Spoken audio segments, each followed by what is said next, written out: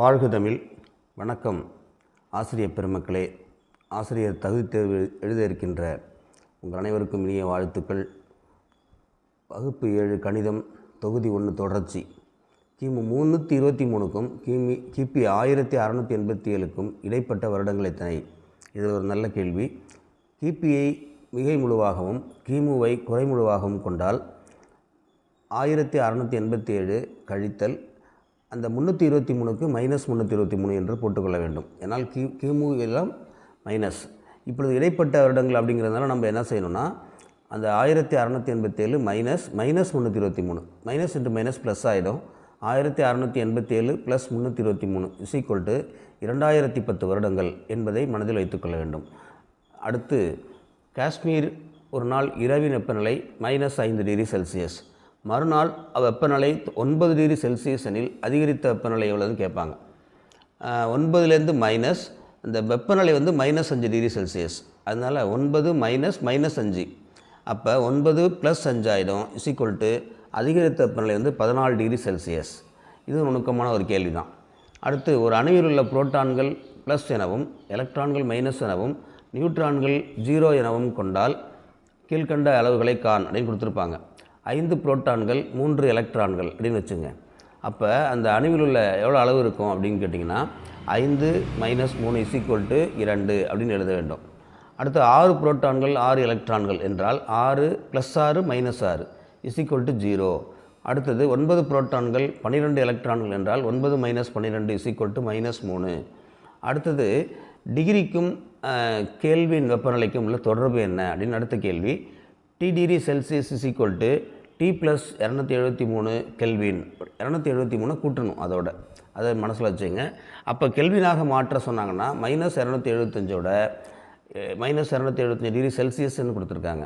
அந்த -275 செல்சியஸாக மாற்றுறதுக்கு அதோட 273 கூட்டினோம்னா -2 கெல்வின் -2 கெல்வின் என்பதை மறந்து விடாதீர்கள்.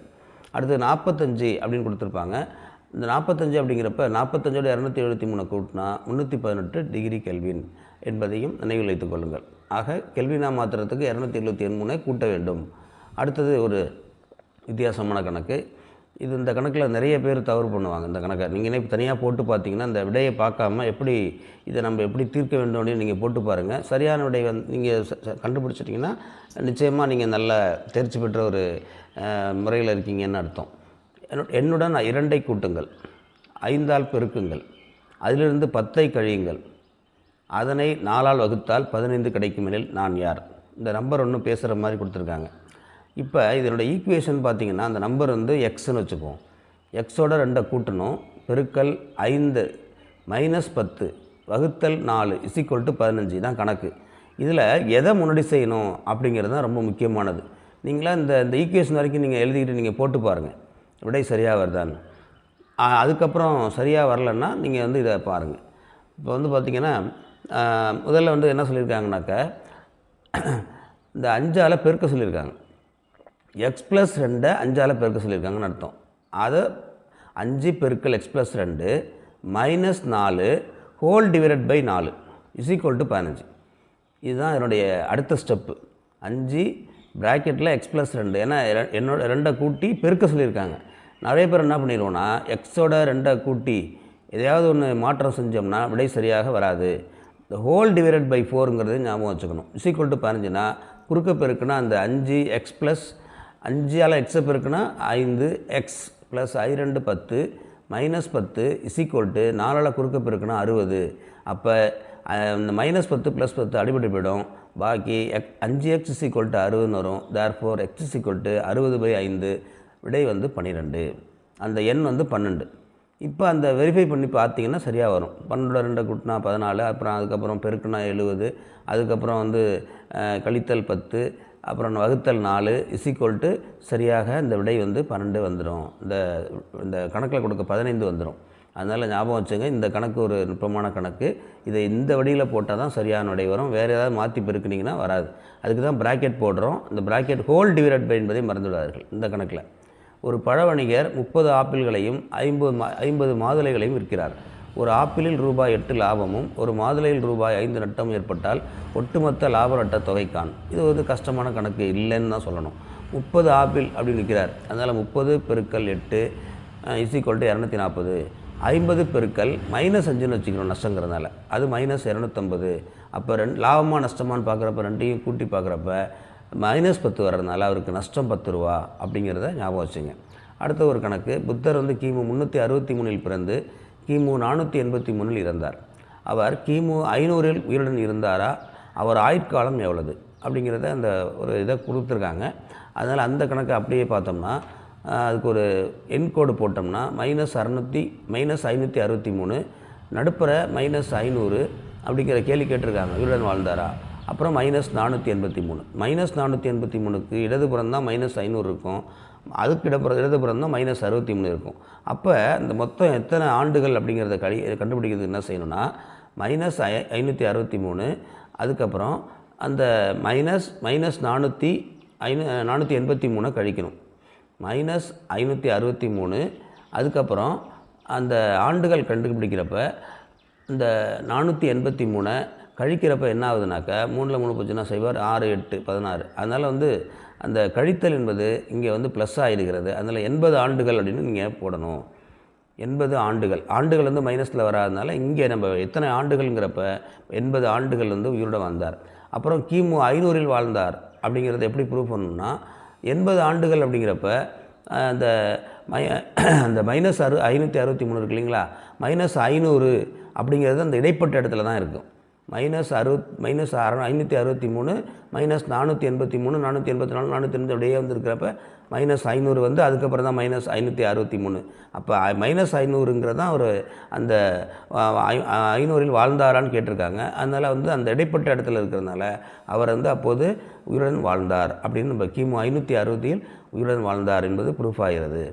அடுத்தது -1 எதனை கூட்ட 10 கிடைக்கும்? எதனை கூட்ட அப்படின்னு கிடைக்கிறாங்க. அப்போ வந்து அதுலேருந்து இதை கழிக்கிற 10 - -1 = 10 + 1 11. இந்த கணக்கெல்லாம் நிறைய பேர் தப்பு பண்ணுவாங்க. -1 எதனை கூட்ட அப்படிங்கிறப்போ வந்து நம்ம வந்து என்ன போட்டுருவோம்னாக்கா -1 + 10 அப்படின்னு போட்டுருவோம். அப்போ விடை வந்து 9ன்னு போட்டு வந்துடுவீங்க. அதனால் 10லேருந்து இதை கழிக்கணும். நல்லா ஞாபகம் வச்சுக்கோங்க இந்த கணக்கை. சாதாரண கணக்கு தான், ஆனால் நம்ம வந்து தவறு பண்ணுவோம். அடுத்து -70 + 20 = ஒரு கட்டம் -10. அப்போ அந்த கட்டத்தை வந்து நம்ம எக்ஸ்ன்னு வச்சுக்கிட்டோம்னா அந்த பிரதியினும் அதில் இந்த இடது கை பக்கம் -70ல் 20 போச்சுன்னா பாக்கி -50. அந்த எக்ஸு -10, அந்த எக்ஸ் அங்கே அப்படியே இருக்கட்டும். -10 இந்த பக்கம் வந்துச்சுன்னா +10, -50ல் +10 போச்சுன்னா பாக்கி -40. இந்த கணக்கெல்லாம் சாதாரண கணக்கு மாதிரி தெரியும், ஆனால் நிறைய தவறு பண்ணுறதுக்கு வாய்ப்பு இருக்குது. பெருக்கல் பலனை 15ஆல் +15 கொடுக்கும் 2 ஜோடி முழுக்களை காண்க அப்படின்னு கொடுத்துருக்காங்க. பெருக்கல் பலன் 2 நம்பரை பெருக்கணும்னா 15 வரணும், +15 வரணும். அந்த நம்பர் என்னன்னு கேட்டிருக்காங்க, முழுக்களில் கேட்டிருக்காங்க. அதனால் -3 -5 அது ரெண்டையும் பெருக்கணும்னா ப்ளஸ் ஆகிடும். 3, 5 அதை பெருக்கினாலும் ப்ளஸ் ஆகிடும். அதனால் 2 ஜோடி முழுக்கள். எக்ஸ் என்னும் பொருளின் விலை ஒவ்வொரு வருடமும் ரூபாய் 10 அதிகரிக்குதாம். ஒய் என்னும் பொருளின் விலை ஒவ்வொரு இடமும் ரூபாய் 15 குறைகிறது. 2018ஆம் ஆண்டில் எக்ஸினுடைய விலை 50 ரூபாய், ஒய்யினுடைய விலை 90 என்றால் 2020இல் எந்த பொருளின் விலை அதிகம் அப்படின்னு கேட்டிருக்காங்க. விலை அதிகமாக இருக்கும். இந்த கணக்கில் பார்த்திங்கன்னா அதிகரிக்கிறது. அப்புறம் 50 + 2 × 10. ஏன்னா 2018ல் 50 விலை ரூபாய் இருந்திருக்கு அந்த பொருள். 2 வருஷம் தான், 2018, 2019, 2020 2 வருஷம் தான். 2018ல் ஆரம்பிக்குது, 2019 ஒரு வருஷம், 2020 2வது வருஷம். அப்போ 2 பெருக்கல் 10 ரூபா வந்து என்ன ஆகுது, அதில் அதிகரிக்கிறது அப்படிங்கிறதுனால 2 × 10 = 20, 50 20 கூட்டினா 70 ரூபா. இன்னொரு பொருள் வந்து 90 ரூபா, அது குறைக்கிறதுன்னு கொடுத்துருக்காங்க. -2 × 15 ரூபா குறையுது. அதனால் -30, 90ல் 30 போச்சுன்னா பாக்கி 60. ஆக முதலுடைய விலை தான் அதிகமாக இருக்குது. எந்த பொருளை விலை அதிகமாக இருக்குனாக்கா முதல் பொருள் வந்து ரூபாய் 10 அதிகமாக இருக்கும் அப்படின்னு எழுதணும். அடுத்தது இந்த கணக்கு வந்து இது வந்து இதெல்லாம் மனசில் நல்லா ஞாபகம் வச்சுங்க. ப்ளஸ்ஸையும் மைனஸையும் வகுத்தா மைனஸ், அது சரியாக தவறான்னு கேட்பாங்க, பார்த்துங்க. மிகச்சிறிய குறைமுழு வந்து -3 -1ன்னு கொடுத்துருப்பாங்க பரீட்சையில், நீங்கள் ஏமாந்துருவீங்க. இது ஒரு ட்விஸ்டடு சம். இது மிகச்சிறிய குறைமுழு -1 அப்படின்னு கொடுத்துருப்பாங்க.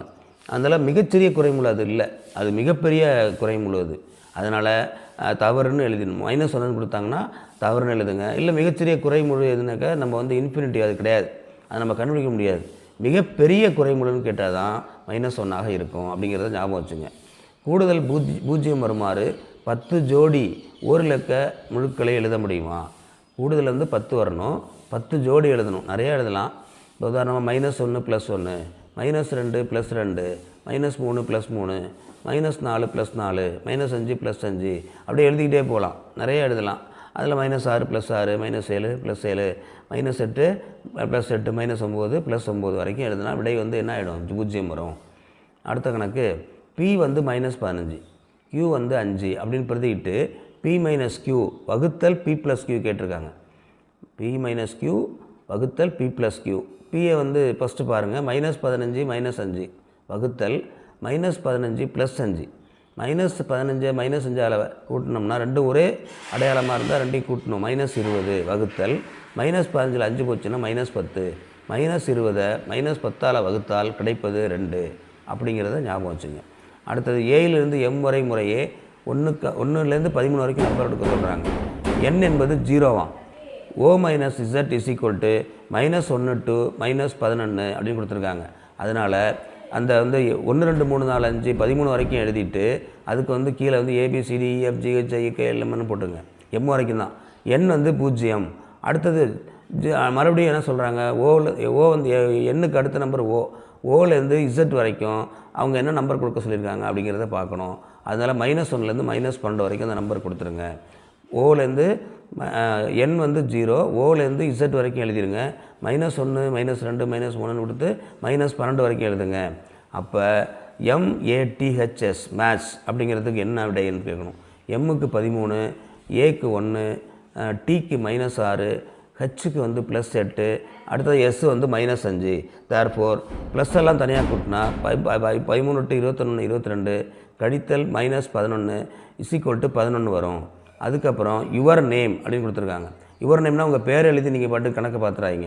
யுவர் நேம்னு எதுனா அது பேர் கிடையாது. யுவர் நேமுக்கு எழுதணும். நீங்கள் பாட்டு உங்கள் பேர் எழுதி அதுக்கு என்னென்னு பார்த்துறாங்க. -11 ப்ளஸ் அடுத்தது -1 ப்ளஸ் அடுத்தது வந்து U -7, ஆருக்கு வந்து -6. அப்போ ப்ளஸ் எல்லாம் வந்து நீங்கள் எல்லாமே மைனஸாக தான் இருக்குது. அதனால் வந்து என்ன வரும்? 0. அடுத்தது வந்து நேமுக்கு வந்து எண்ணுக்கு வந்து O +1 ப்ளஸ் 13 + 5. அப்போ மேலே உள்ளதெல்லாம் கூட்டினா என்ன வருதோ அந்த -11 -18 -25 31 வரும். கீழே உள்ளதெல்லாம் கூட்டினோம்னா 13 18 19.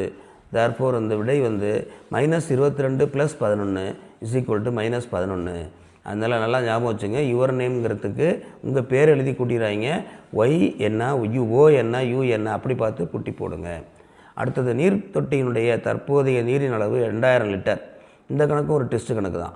ஒவ்வொரு நாளும் குறைகிறது. எவ்வளோ குறையுது? 1000 லிட்டர் குறைகிறது. 10 நாள்களுக்கு முன்பு எவ்வளோ தண்ணீர் இருந்ததுன்னு கேட்டிருக்காங்க. ஒவ்வொரு நாளைக்கு 1000 லிட்டர் குறையுதுன்னா 10,000 லிட்டர் குறைஞ்சிருக்கு. இப்போ 10 நாளைக்கு முன்னாடி அப்போ எப்படி இருக்குனாக்கா இப்போ இருக்கிற நீரோட அதை கூட்டணும். 10 × 1000 இந்த 10 பெருக்கல் ஒரு நாளைக்கு வந்து 1000 லிட்டருக்கு ஒரு 10,000ன்னு போட்டுக்கோங்க. இந்த ஒரு நீரினுடைய அளவு 2000 லிட்டர் தான். 100 தான் குறைகிறது. அதனால் 10 × 100 = 1000. அப்போ 2000தோட ப்ளஸ் 1000 கூட்டினோம்னா 3000 லிட்டர் வந்து முன்னாடி இருந்திருக்கும். முன்பு நல்லா ஞாபகம் வச்சுங்க. 10 வருடங்களுக்கு முன்புன்னு கேட்குறாங்க. அப்போ ஒரு வருஷத்துக்கு 10 லிட்டர் குறையுதுன்னா ஒரு 100 லிட்டர் குறையுது. இல்லை, ஒரு வருஷத்துக்கு 100 லிட்டர் குறையுதுன்னா ஒவ்வொரு நாளும் 100 லிட்டர் குறைகிறது. அது எப்படி தான் சரி 10 நாட்களுக்கு முன்பு அப்படிங்கிறப்ப அந்த 1000 அந்த 2000தோட கூட்டணுங்கிறத மறந்துடாங்க. பின்புனா தான் கழிக்கணும்.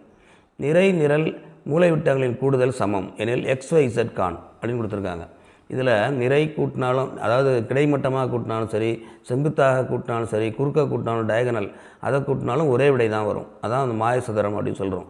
இதில் XYZ அது வரைக்கும் நம்ம கண்டுபிடிக்கணும். இதில் என்ன சொல்லியிருக்காங்கன்னா எப்படி விடை கண்டுபிடிக்கிறது? செங்குத்தாக பாருங்கள், 2வது வரிசையில் -10 -3 +7ன்னு கொடுத்துருக்காங்க. அதனால் வந்து அந்த -10 -3 +7 முதல்ல எழுதிக்கிட்டு கூட்டினோம்னா என்ன வரும்? -13. அதில் 4 போச்சுன்னா -9 வரும். அப்படிங்கிறத ஞாபகம் வச்சுக்கணும். அப்போ எப்படி கூட்டினாலும் 9 -9 தான் வரணும் விடையில். அப்போ முதல் வரிசை பாருங்கள். முதல் வரிசையில் என்ன இருக்குது? 1 கிடைமட்டமாக பாருங்கள். 1 -10 கூட்டல் X எதுக்கு சமம்? அது Y கூட்டல் -3 -2க்கு சமம். அது எதுக்கு சமம்? -6 கூட்டல் 4 கூட்டல் Zக்கு சமம். தேர்ஃபோர் அந்த நம்ம வந்து -9 வர வேண்டும் அப்படிங்கிறத ஒவ்வொரு ஈக்குவேஷன்லையும் போடணும். முதல் ஈக்குவேஷனில் என்ன இருக்குது? 1 - 10 + x = -9. அப்போ x இந்த -9ல் +9, அந்த -9 இங்கே வரும், அது அந்த பக்கம் போனால் +9 ஆகிடும். -9 + 9 = 0. அடுத்தது y - 3 - 2 -9. y -3 - 2 -5 ஆகிடும், அது அந்த பக்கம் போனால் +5. therefore -9ல் 5 போச்சுன்னா -4. அதுக்கப்புறம் மூணாவது ஈக்குவேஷன் -6 + 4 + z = -9. -6ல் 4 கூட்டினா -2 + z. therefore -2 அந்த பக்கம் போச்சுன்னா +2 ஆகிடும், =-7. இப்படி இந்த கணக்கை நம்ம தீர்க்கணும். ஒரு நிரல் கொடுத்துருக்குறாங்க, அந்த நிரலை வச்சு விடை இவ்வளோ தான் வரணும்னு கண்டுபிடிச்சி ஒவ்வொரு ஈக்குவேஷன்லையும் கொண்டு போட்டால் x, z கண்டுபிடிச்சிடலாம். அடுத்தது இதுவும் ரொம்ப முக்கியம், நிறைய பேர் ஏமாறக்கூடிய விஷயம். +++, 2 ப்ளஸ்ஸாக இருந்தால் சேம் சைனாக இருந்தால் ஆட் பண்ணி ப்ளஸ்ன்னு போடணும். ரெண்டும் சேம் சைன் மைனஸ் விடை வந்து மைனஸ். இது வந்து கூட்டல். நிறைய பேர் என்ன செய்கிறாங்கன்னா கூட்டுறப்ப மைனஸ் போட்டுறாங்க. அது நிறைய தவறு. இது வந்து நம்மளை அறியாமல் செய்கிறது தான். ப்ளஸ் கூட்டல் மைனஸ் அல்லது மைனஸ் கூட்டல் ப்ளஸ்ன்னு ஒரு கணக்கில் வருதுன்னா அந்த வேறுபாடு என்ன டிஃப்ரென்ஸ், பெரிய நம்பர்லேருந்து சின்ன நம்பரை கழித்து அந்த பெரிய எண்ணோட குறியீடை போடணும். அதுதான் முக்கியம். இது வந்து கூட்டல், நல்லா ஞாபகம் வச்சுங்க, பெருக்கல் அல்ல. அடுத்தது பெருக்கல்னால் என்ன செய்யணும்? Plus into plus plus, minus into minus plus, plus into மைனஸ்னு வந்திருந்தாலும் சரி, மைனஸ் இன்ட்டு ப்ளஸ்ன்னு வந்திருந்தாலும் விடை வந்து மைனஸ். அடுத்தது வகுத்தல், ப்ளஸ் பை ப்ளஸ், அதே தான், பெருக்கலுக்கு என்னவோ அதே தான். மைனஸை மைனஸால் வகுத்தா ப்ளஸ் ஆகிடும், ப்ளஸ்ஸை மைனஸால் வகுத்தாலும் மைனஸை ப்ளஸ்ஸால் வகுத்தாலும் விடை மைனஸ் தான். அதனால் நீங்கள் தெரிஞ்சுக்க வேண்டியது கூட்டலுக்கு என்ன, கழித்தல் அது பெருக்கலுக்கு என்னங்கிறத சரியாக ஞாபகம் வச்சுங்க. இயல் 6 அடுத்த ஒரு பயிற்சி இதில் முடிஞ்சிருச்சு. இயல் 1 முடிந்து விட்டது. இந்த இயல் 1ல் வந்து பார்த்திங்கன்னா பல நுட்பமான கணக்குகள் இருக்கின்றன. அந்த பல நுட்பமான கணக்குகளை நீங்கள் சரியாக பதிவு செய்ய வேண்டும். மனதில் வந்து நம்ம நல்ல கணக்காக படப்படன்னு இல்லாமல் பொறுமையாக நாம் சொன்னபடி, இப்போ நான் வழிகள் சொன்னோம் இல்லையா, சில கணக்குகள்லாம் வந்து பொறுமையாக இந்த எது முதல்ல வரும், எதை முதல்ல பெருக்கணுமா வகுக்கணுமா அப்படின்னு பார்த்துக்கிட்டு போடணும். அப்படிங்கிறத எளிதாக ஞாபகம் வச்சுக்கிட்டிங்கனாக்கா இந்த கணக்கை நீங்கள் எளிதாக போட்டுடலாம். அடுத்து 2 அளவைகள். பண்டை காலத்தில் என்ன இருந்தாங்கன்னா அந்த நாட்டோட அரசருடைய கால் அளவு அல்லது கையளவு அல்லது முழம், அதை தான் ஸ்டாண்டர்டாக வச்சுருந்தாங்க. அந்த நாட்டை பொறுத்த வரைக்கும் இப்போ ஒரு நாட்டில் குறிப்பாக ஒரு நாடு வளவன் ஒரு நாடு இருக்குனாக்கா அந்த நாட்டில் அந்த ராஜாவோட முழங்கை அளவு அல்லது கால் அளவு அல்லது கையளவு தான் வச்சுருந்துருக்காங்க. 1971 தான் எஸ்ஐ அலகுகள் அறிமுகப்படுத்தப்பட்டன. இந்த 71 உலகம் பூரா ஒரே ஸ்டாண்டர்டாக வச்சுருந்துருக்காங்க. அந்த ஸ்டாண்டர்டை தான் இப்போ நம்ம ஃபாலோ பண்ணிகிட்ருக்கோம். சுற்றளவு என்பது ஒரு மூடிய வடிவத்தினுடைய எல்லையின் நீளமாகும். இந்த ஒரு சுற்றளவுங்கிறது ஒரு மூடிய க்ளோஸ்டாக இருக்கணும். அது ஒரு இடத்துல கொஞ்சம் விட்டு போயிருக்குன்னா சுற்றளவு கண்டுபிடிக்க முடியாது, அதையும் பரப்பளவும் கண்டுபிடிக்க முடியாது. பரப்பளவு என்பது அதன் அந்த அடைபட்டங்கிறது என்னென்னாக்கா அது க்ளோஸ்டாக இருக்கணும். அது ஓப்பனாக இருந்தால் அது போட முடியாது, சமதள பகுதியாகும். இப்போ சதுரத்தினுடைய பரப்பு உங்களுக்கு தெரியும், a² சதுர அலகுகள். சதுரத்தினுடைய சுற்றளவு 4a அலகுகள். செவ்வகத்தினுடைய பரப்பளவு l×b சதுர அலகுகள்.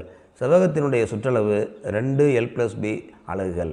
அதுக்கப்புறம் செங்கோண முக்கோணத்தினுடைய பரப்பளவாக இருந்தால் ½ bh, செங்கோண முக்கோணத்தினுடைய சுற்றளவாக இருந்தால் b+h அடிப்பக்கம் உயரம் +l சாய் உயரம், அதையும் கண்டுபிடிக்கணும். இது ஒரு புதிதாக நான் அதில் சொல்லியிருக்கேன். நான் அதில் உங்களுக்கு கொடுக்கல, ஆனால் அது அதனுடைய சிந்தனை கணக்காக இதை கொடுப்பாங்க.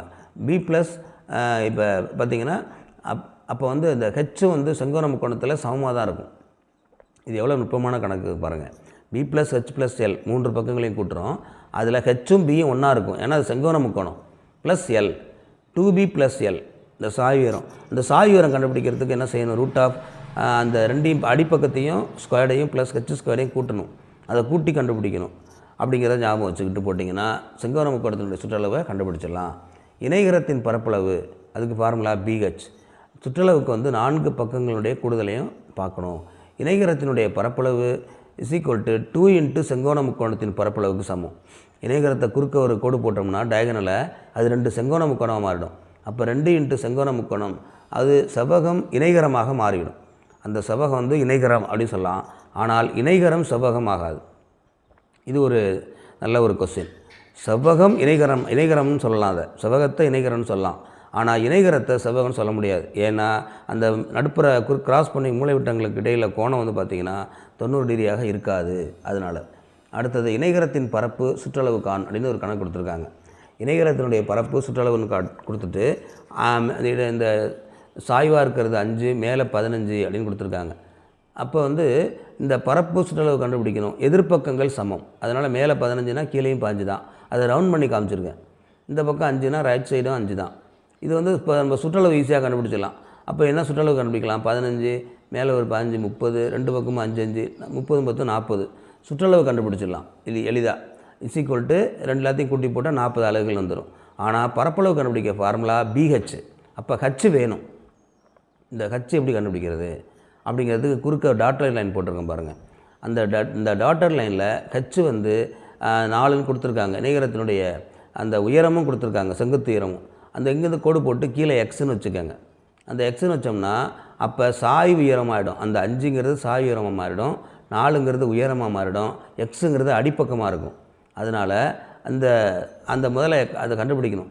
அப்படி கண்டுபிடிக்கிறப்ப இப்போ அவங்க கணக்கிலே கொடுத்துருக்காங்க, அதனால் பிரச்சனை இல்லை. அப்படி கொடுக்கலனாலும் நம்ம எப்படி அதை கண்டுபிடிக்கிறது அப்படின்னு பார்த்துக்கலாம். இப்போ வந்து BH தான் 15 × 4ன்னு ஈஸியாக போட்டுடலாம். அப்படி இல்லாமல் குறிப்பிடப்பட்ட பகுதி போட்டு அதில் ஸ்டார்ட் பண்ணியிருந்தாங்கன்னா அந்த Xஐ கண்டுபிடிச்சி அதுக்கப்புறம் போடணும். அது இதனுடைய தொடர்ச்சியான கணக்கு, அதை நான் சொல்லியிருக்கிறேன். இப்போ வந்து மேற்காணும் படத்தில் அதனுடைய XY கான் அப்படின்னு நான் கொடுத்துருக்கேன் பாருங்கள். அதிலே அதை மட்டும் தனியாக வெட்டி எடுத்துட்டேன் பாருங்கள். அந்த 5 4 X உள்ள பகுதியை தனியாக வெட்டி எடுத்துட்டேன். அப்போ சாய்வு உயரம் கொடுக்கப்பட்டிருக்கு. அதனால் √5² - 4² √25 - 16 √9. அப்போ 3, Xோட மதிப்பு 3, Yயோட மதிப்பு 15 - 3 12. இது இதனுடைய தொடர்ச்சி, ஞாபகம் வச்சுக்கோங்க. அதுக்காக அதை நான் தனியாக எக்ஸ்டெண்ட் பண்ணி சில கணக்குகளை கொடுக்குறேன். அது ஏன்னா அடுத்த ஸ்டெப்பு போகிறாங்க, சிந்தனை கணக்கு அப்படின்னு வச்சுக்கிட்டு ஏதாவது இது மாதிரி கொடுத்துருவாங்க. முதல்ல கொடுத்த அந்த படத்தில் வந்து பார்த்திங்கன்னா மேலே 15னா கீழே 15, சாய் உயரம் வந்து 5ன்னு கொடுத்துருக்காங்க, செங்குத்து உயரம் 4ன்னு கொடுத்துருக்காங்க. அவங்களே நீங்கள் 15 5 பெருக்கி போட்டுறாங்க. அடிப்பக்கம் இன்ட்டு அந்த இது இணைகரத்தினுடைய அந்த பக்கங்கிற BH தான் போடணும். அடிப்பக்கம் 15, செங்குத்து உயரம் 5, செங்குத்து உயரம் 4, தேர்ஃபோர் 15 4 60. அதுக்கப்புறம் X மதிப்பும் Y மதிப்பும் கண்டுபிடிக்கிறது இதனுடைய எக்ஸ்டென்ஷன் ஆஃப் சம் அப்படின்னு வச்சுக்கோங்க. அது வந்து ரொம்ப முக்கியம்.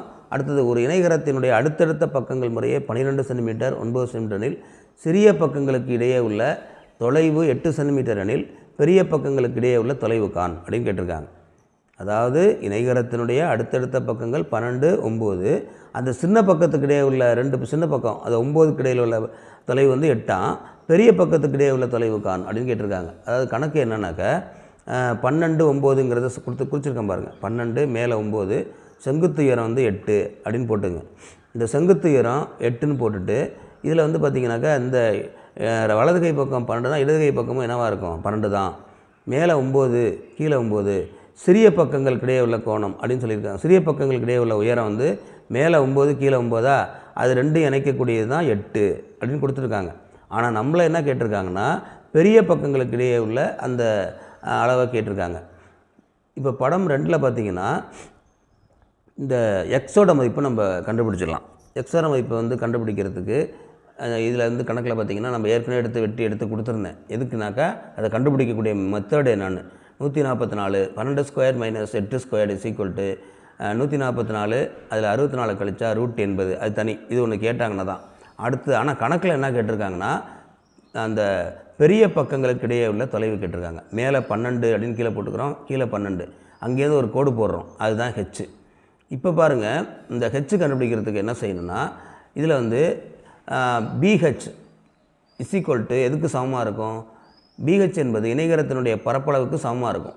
9 × 8 72 இல்லையா? அதில் வந்து BH 72ங்கிறதுனால அந்த ஏற்கனவே நம்ம கண்டுபிடிச்சிருக்கிறோம். முதல்ல இந்த பரப்பளவு இணைகரத்தினுடைய பரப்பளவை நம்ம கண்டுபிடிச்சிருக்கோம் பாருங்கள். இணைகரத்தினுடைய பரப்பளவு ஜென்ரலாக வச்சுக்கிட்டோன்னா முதல்ல கொடுத்துருக்காங்க இல்லையா, சின்ன பக்கங்களுக்கு இடையே உள்ள தொலைவு அப்படிங்கிறதுனால அதுதான் H. இந்த இணைகரத்தில் எங்கே இருந்தான்னா சின்ன பக்கமாக இருந்தால் பெரிய அதில் வந்து இணைகரத்தினுடைய உயரம் 8, அந்த அடிப்பக்கம் வந்து 9ஆக இருக்கும் இல்லைங்களா? 9 8 72. அதே மாதிரி தான் இந்த படத்துலையும் அதே BH தான் எதுக்கு சமமாக இருக்கும்னாக்கா இதில் வந்து அடிப்பக்கம் 12 அப்படின்னு வச்சுக்கிறோம். H × H தெரியாது, அப்போ =72க்கு சமம் அது. அதனால் 12 × H, B வந்து அடிப்பக்கம் 12 தெரியும் நம்மளுக்கு, உயரம் தான் கண்டுபிடிக்க போகிறோம். Therefore H 72/12 6. அதனால் இந்த கணக்கிலேருந்து என்ன தெரிய வருதுன்னா சின்ன பக்கங்களுக்கு இடையே உள்ள உயரம் அதை வச்சுக்கிட்டு அந்த உயரத்தையும் அடிப்பக்கத்தையும் பெருக்கி 72ன்னு வச்சுக்கிட்டு பெரிய பக்கத்தினுடைய உயரத்தை கண்டுபிடிக்கிறோம். அதுதான் கணக்குங்க. நல்லா கவனிச்சிங்க. சின்ன பக்கங்களுக்கு இடையே உள்ள உயரம் 8, ஆனால் பெரிய பக்கங்களுக்கு இடையே உள்ள தொலைவு வந்து எவ்வளோ இருக்குங்க இப்போ நம்மளுக்கு 6.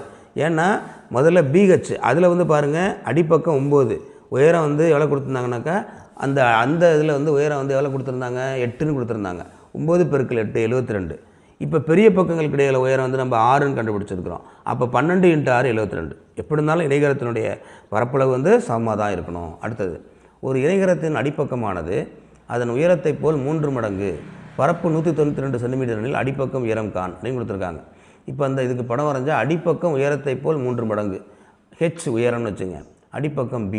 அப்போ எதுக்கு சமம்? அது 3Hக்கு சமம். H × 3H = 192ன்னு கொடுத்துருக்காங்க. 3H² = 192, H² = 192/3 = 64. அப்போ H அதை வகுத்தா 64, H² = 64னா H = 8 அப்படின்னு கண்டுபிடிச்சிடலாம். அப்புறம் தேர்ஃபோர் 3 மடங்கு இருக்குது, உயரம் வந்து 3 தான், அது B வந்து அடிப்பக்கம் 3 மடங்கு, அதனால் 3 × 24 சதுர சென்டிமீட்டர் அப்படின்னு இந்த B என்பது 24 சென்டிமீட்டர் தான். அதனால் இப்படி இந்த கணக்குகளை நம்ம வந்து தீர்த்து நம்ம விடை கண்டுபிடிக்கணும். இப்படி தான் நீங்கள் வந்து முறையாக இந்த எல்லா கணக்குகளுமே நான் பார்த்தீங்கன்னா சாதாரண கணக்கெலாம் நான் விட்டுட்டேன், அது நீங்களே போடக்கூடிய கணக்கில் தான் இருக்கும். அது தவிர எங்கெல்லாம் தப்பு பண்ணீங்களோ, எந்த கணக்கெலாம் தப்பு பண்ணீங்களோ அந்த கணக்கை மட்டும்தான் எடுத்து உங்களுக்கு நான் வந்து இதை வந்து நான் சொல்லியிருக்கிறேன் அப்படிங்கிறத மனசில் வச்சுங்க. சாதாரண கணக்குகள் நீங்கள் எளிதாக புரிந்து கொள்ளக்கூடிய கணக்கில் தான் இருக்கும். இப்போ அடிப்பக்கம் உயரம் கொடுத்தாங்கன்னா பெருக்கி போட்டுருங்க, அவ்வளோதான். அதனால் ஆனால் அதில் என்ன டிஸ்ட் கணக்கு என்ன இருக்குது அதுங்கிறத மட்டும்தான் நான் கொடுத்துருக்குறேன். மீண்டும் நாளை சந்திப்போம். நிறைய பேர் வந்து இன்னும் தமிழ் மற்றும் ஆங்கிலம் வினாத்தாள்களுக்கு விடை அனுப்பவில்லை. அதை நீங்கள் எழுதி அனுப்பினால் உங்களுக்கு நல்லது. நீங்கள் வந்து உங்களை தயாராக வேண்டும், வரிசையில் போய் உட்கார்ந்துருக்கிறப்ப தடுமாறக்கூடாதுங்கிறதுக்கு தான் கொடுக்குறோம். அதனால் நீங்கள் தயார்படுத்திக்கங்க. அதனால் வந்து உங்களுடைய அந்த இதை வந்து இப்படி நீங்கள் செஞ்சுருங்க. நன்றி, வணக்கம்.